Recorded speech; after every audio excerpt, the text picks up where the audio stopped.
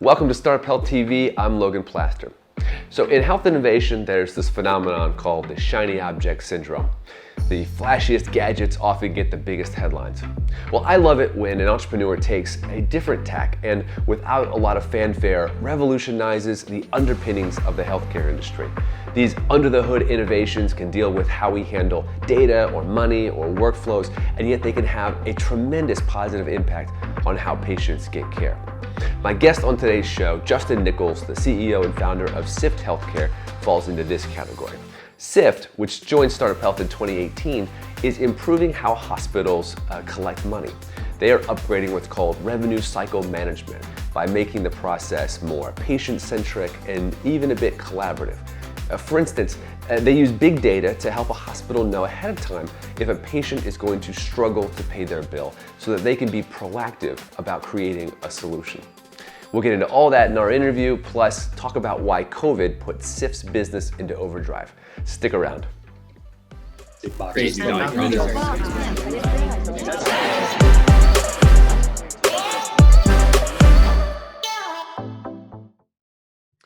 All right, Justin Nicols, CEO and founder of Sift Healthcare. Thank you for taking time to join me on today's interview. Thanks, Logan. Great to be with you. So a lot of times when I do these interviews, it can be a little tricky to explain what someone is building to a consumer audience. So I think a nice place to start is imagine that you are at a cocktail party and someone asks you, they know you're an entrepreneur, they know you've built a company called Sift Healthcare, and they say, what is this company? What is it that you're building? How do you explain it?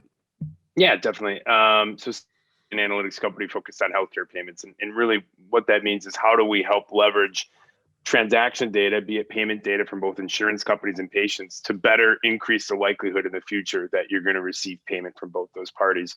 And really the way we frame how healthcare providers, for better or for worse, the United States have really become is, if you think about what they're doing every day, you go in, you get treatment, and be it either payment from your insurance company or be it from your patient responsibility, there's not 100% certainty that provider is going to get paid. And when you look at it through that lens, they've almost become a lending organization. You walk in, you're getting service, they're kind of extending credit, saying, yeah, we hope to get paid here, but it's not 100% certainty. And so when you look at the opportunity through that lens and other equivalent industries like financial services or even insurtech, those industries have invested heavily into what are called data management platforms. Understand where all my money's coming from, the likelihood I'm going to receive that money, almost like a portfolio distribution strategy in your own portfolio. You know, what are my risky investments? What are my less risky ones? And what are the guaranteed ones? How do I best understand that I'm going to optimize these payments and then take all that historical data? And when I see another person like Logan come to my doors in the future, I know the best way to leverage that data to increase the likelihood that I'm going to get paid. Now, I know this is called revenue cycle management. It's a whole big section of the healthcare industry. You're helping doctors and healthcare facilities get paid, helping patients pay, all of that stuff. But I know it's about a lot more than the money flowing through the system. It's actually like an integral piece of making healthcare work. And I wonder if you could talk about that for a minute. Why is revenue cycle management a piece of overall healthcare and not just about how we get paid? Yeah, no, totally. Again, I think we're very fortunate in the United States that you can get the best care in the world, right? And I think cutting edge innovation happens here for a reason, and capitalism helps support that. But you do have to get paid in order to support that. And when you start looking at why is revenue cycle important, well, it's making up nearly the administrative side of healthcare is making up somewhere around 30 cents or 30% of the total cost of healthcare within the United States. So much so that you're seeing almost 10 full-time employees in some sort of supportive administrative capacity for every 7 docs. And so the industry just continues to throw bodies at this problem of reimbursement, really understanding claim insurance company adjudication and payments as well as patient payments. And that's just simply not scalable. The cost of healthcare is continuing to rise tremendously in the United States. And when you really distill what is revenue cycle down, simply from an outsider's perspective, you're traditionally trying to collect payment from an insurance company and a patient. Why is it so complicated? And so being able to invest in understanding that data so you can reduce the amount of bodies and costs associated with collecting payment is going to really increase the affordability overall for the healthcare system in the United States. So you painted the picture of part of the downside. If you don't have this data-driven approach to revenue cycle management, you need greater administrative staff. You need just the time, the personnel. Kind of elaborate on that for me a little bit more. What does it look like, let's say, a clinic today that's struggling with revenue cycle management and they are doing everything manually? It's analog, kind of like, paint me a picture of what that looks like. Yeah, so really, provider systems themselves, by their nature of where they're geographically located, there are some limitations in how well they can do financially. That has to do with the mix of insurance companies that the patients that they serve have as their insurance providers, as well as those patients themselves, their ability to pay their bills. And so you do have safety net hospitals where you're never going to have extreme financial performance, but being able to harness data to maximize the amount of dollars taken to the door to support that facility are going to be critical. And so really what we hear a lot from clients and potential partners that have not done the best job yet of investing in data is they're really drinking out of a fire hose on a daily basis. You're trying to chase down patients who haven't paid their bills. You're waiting retrospectively after 90, 120 days where they owe you this money. You're trying to work through a backlog of phone calls to call these people who have owed you money for 60 or 90 days, rather than trying to have more upfront conversations around what are my payment options when they're coming in the door or within 7 to 10 days of them receiving that care.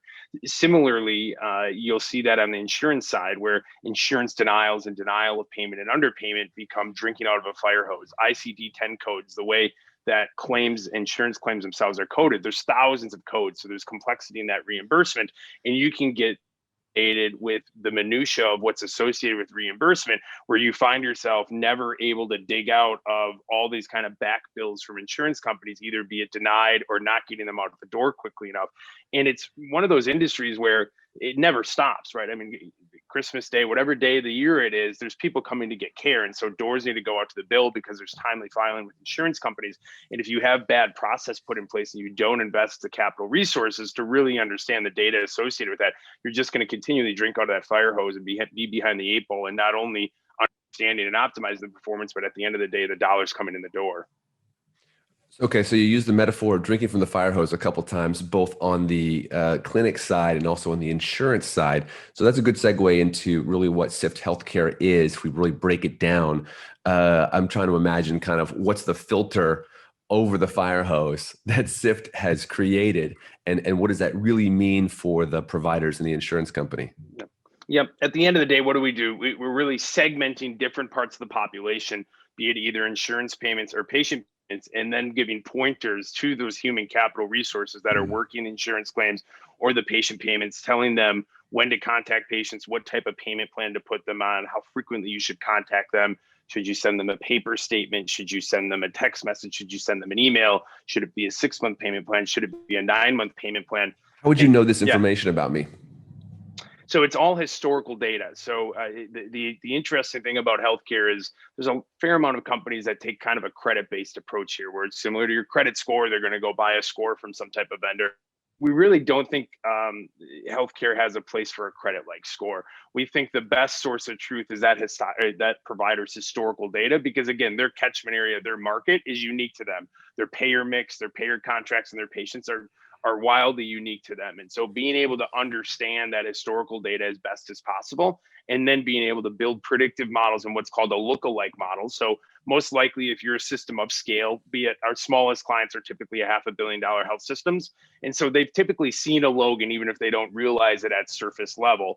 And so being able to say, look, you've seen a Logan like this, he needs a 7-month payment plan, and you should contact him on day 35 is exactly what you should be doing. Interesting. How did COVID change how hospitals thought about revenue cycle management? I mean, everything went online. Obviously, payments were part of that picture. How did this impact Sift Healthcare? It's in the peak of COVID, much like anything else, you're wondering what's the company going to really become here and what's the survivability. Coming out, once the world started getting understanding that is going to catch up, you're going to get vaccinations, the world's going to come back to normal.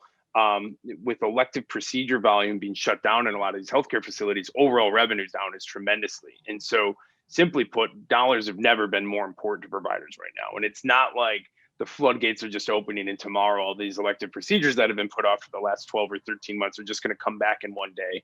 I think the industry average prediction is about 2 years for volume to pick back up to where it was. Wow. And so when you look at an industry that's anywhere from 7 to 10% margin business, significant hits in revenue in a small margin, a tight margin like that, are going to materially impact the business.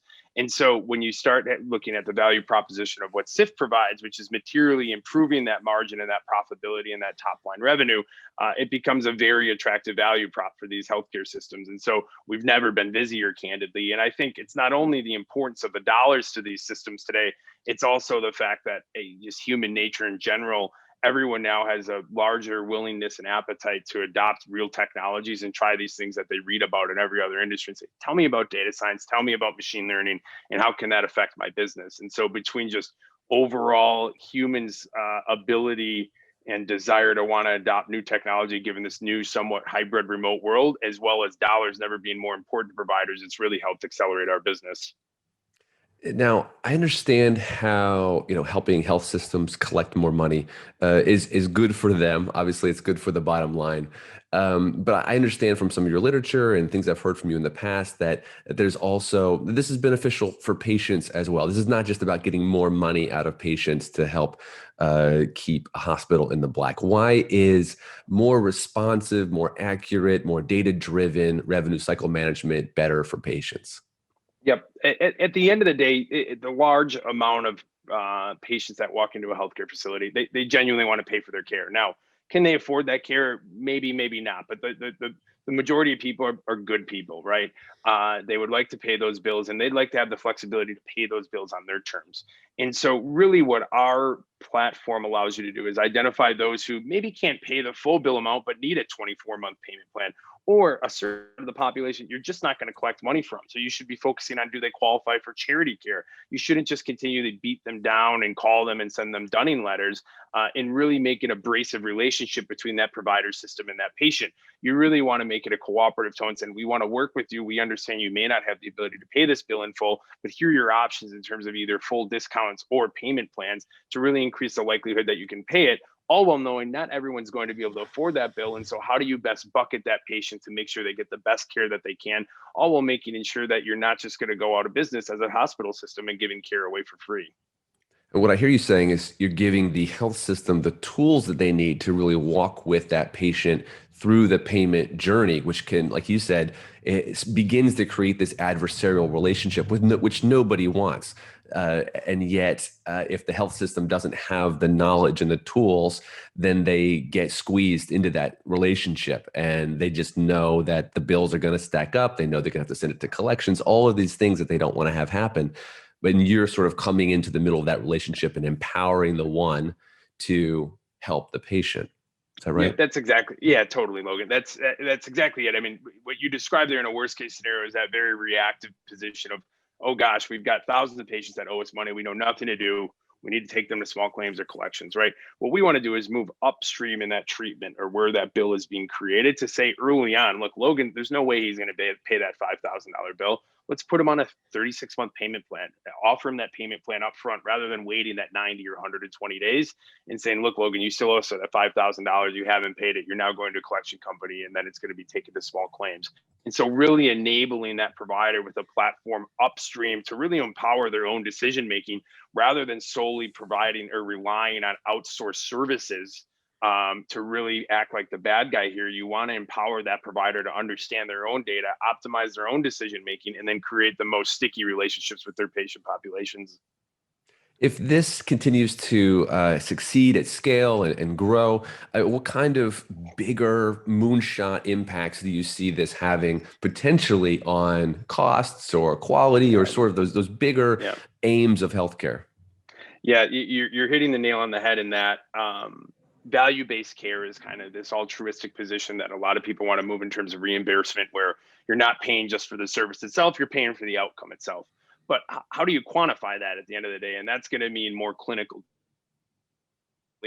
As we all know, interoperability is this hot button term that really means that provider can't get their data into a consistent shape where they holistically understand it.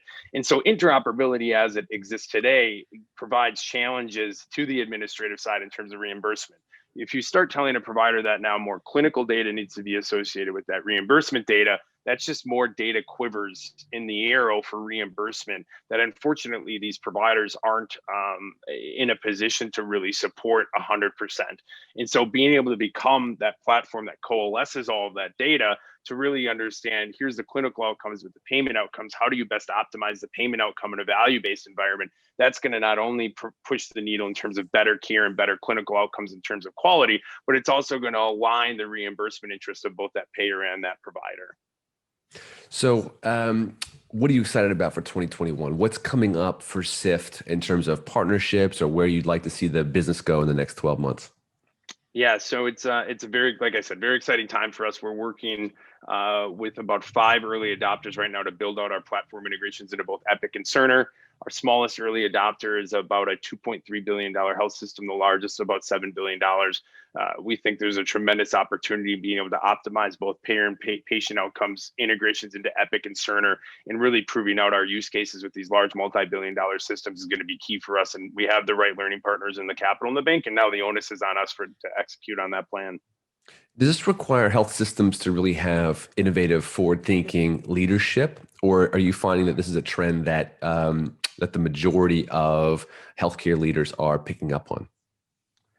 Yeah, it's really a mixed bag. I think what we have to our benefit right now is very forward-thinking sponsors at either the C-suite or kind of the SVP level, either in finance or revenue cycle roles. So I think really true innovation does take a very forward-thinking leader, because you are marshaling resources within that system that don't necessarily report to you, right? A lot of technical resources, data resources that you really need to be able to harness their capabilities to work and kind of co-developing this and building out the platform are critical. And so it does take someone forward-thinking.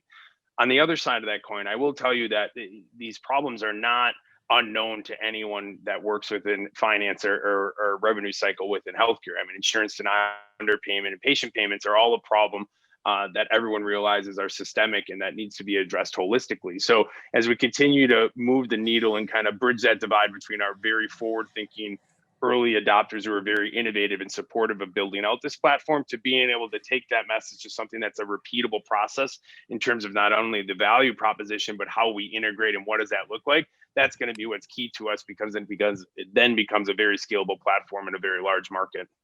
Love it, love it, Justin. Well, I love hearing about what you're building there at Sift Healthcare. You know, I have a special place in my heart for sort of under the hood infrastructure innovation that really fuels so many other things. It's not necessarily like the sexiest shiny new toy, No. but it is the thing that fuels the rest. And so I love what you're building. I can see that you're really having some exciting traction. And so I'm going to be looking out for Sift Healthcare in 2021. Awesome. Thanks so much, Logan. I appreciate it. All right. Thanks, Justin. Be well. A quick word about this show, in case you're new around here. At Startup Health, we believe in broadcasting the stories of health moonshot progress, the stories of the most forward-thinking entrepreneurs in health. If you want more of this good news about healthcare's problem solvers, make sure that you subscribe to our channel, hit that notification button, and follow us on social media at Startup Health.